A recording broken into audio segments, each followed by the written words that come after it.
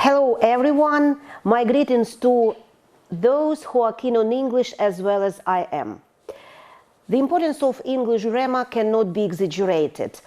And to be a good and a fluent communication, you certainly need to have a perfect knowledge of English vocabulary, good skills in listening, speaking, but without a perfect knowledge of English grammar, you will not have a reliable basics for being an expert in any foreign language. In this lesson, we are focusing on the present perfect tense.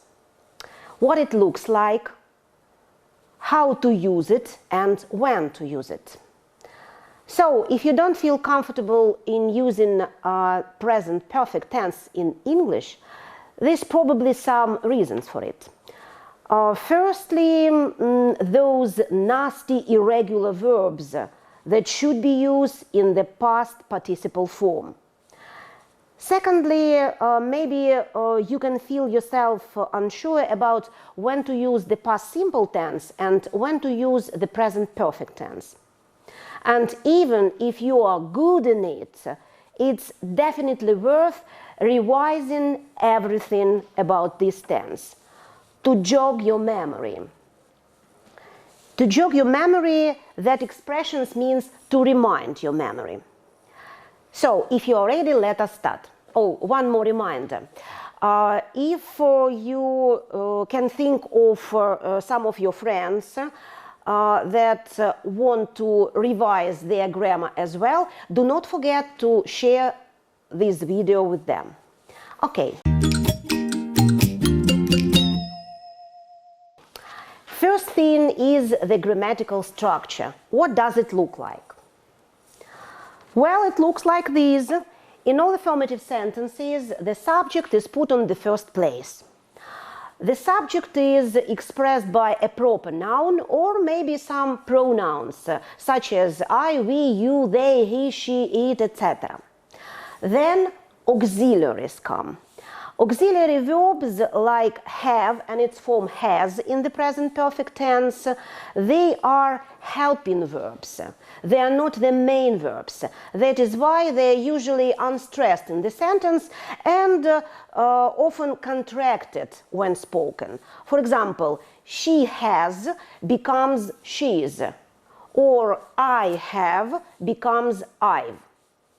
Then comes the main verb in the past participle form, not in the past simple form, remember it.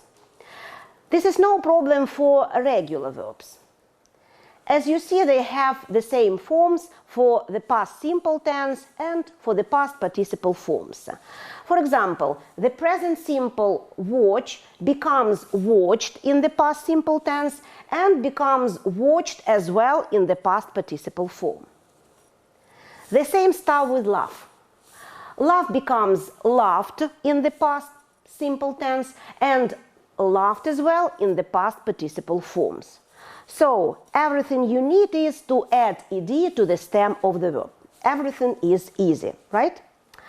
And even some irregular verbs, like have, for example, they have the same forms for the past simple tense and for the past participle form. Like here, have, had for the past simple form and had for the past participle form. Or for example, win. Win for the past simple form won and won as well for the past participle form. And the biggest difficulty is those irregulars. They cause all these headaches, you know. You should learn both three forms of them, like here. For example, go, went, been gone, and gone in the past participle forms. Unfortunately, there's no particular pattern for this deal, and the only thing we can do just to memorize them by heart, all of them. But to use the present perfect well, you may need to polish up on some useful irregular English verbs and remind yourself in their past participle forms. But let's go back to the structure.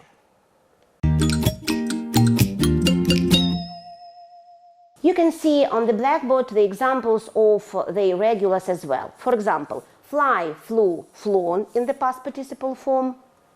Throw, threw, thrown. Do, did, done. And the vast majority of other irregulars. So, let's come back to the structure. We have subject on the first place. We have auxiliaries have or has. It depends on the subject. And we have the main verb in the past participle form.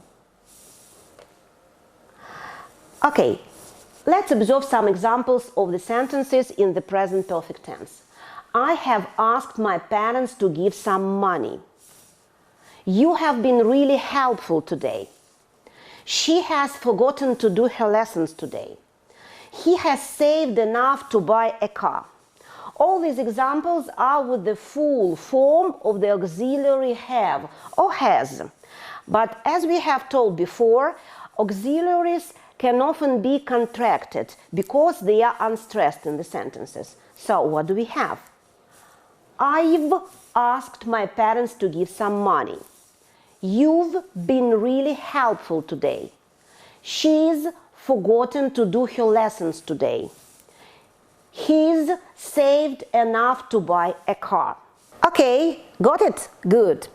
So, when should you use the present perfect tense? Well, when there is a connection between the present and the past.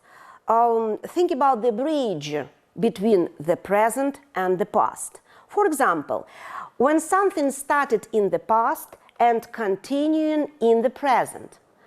They've been married for 3 years. Or another rule. You can use them to talk about the activity you have already done several times in the past, and you continue to do it now. For example, she has read a lot of books.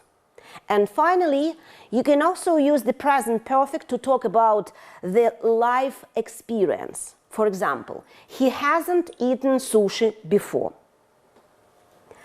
Well, and now let's talk about when do we use the past simple tense and when do we use the present perfect tense. You know, it is often the confusing part of this tense. To answer this question, you need to think about time. Finished time and unfinished time. Well, so think about the last week, for example. Last week, that's a good example of finished time. Last week is finished, it's over. But what about this week? Okay, is this week finished?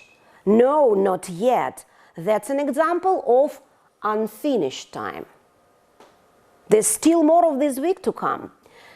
Yesterday, last week, last month, 1991, these are all examples of finished time. But when you're talking about the period of time that is unfinished, for example, today, this year, this month, use the present perfect tense. So let's compare the examples. Last month I visited my brother 3 times. It is the past simple tense for sure, because of last. The second example, this month I have visited my brother twice. It is the present perfect tense. This month hasn't finished yet. Or another example, he borrowed my car yesterday. Past simple for sure. And he has borrowed my car this week. This week hasn't finished yet. That's why this is for the present perfect tense. Last month I visited my brother 3 times. And this month I have visited my brother twice. You see the difference. But These were all the examples for affirmative, positive sentences. And what about negations, negative sentences? Of course, we need to add negative particle not to the sentence. And our structure is subject plus have has plus negative particle not and plus our main verb in the past participle form.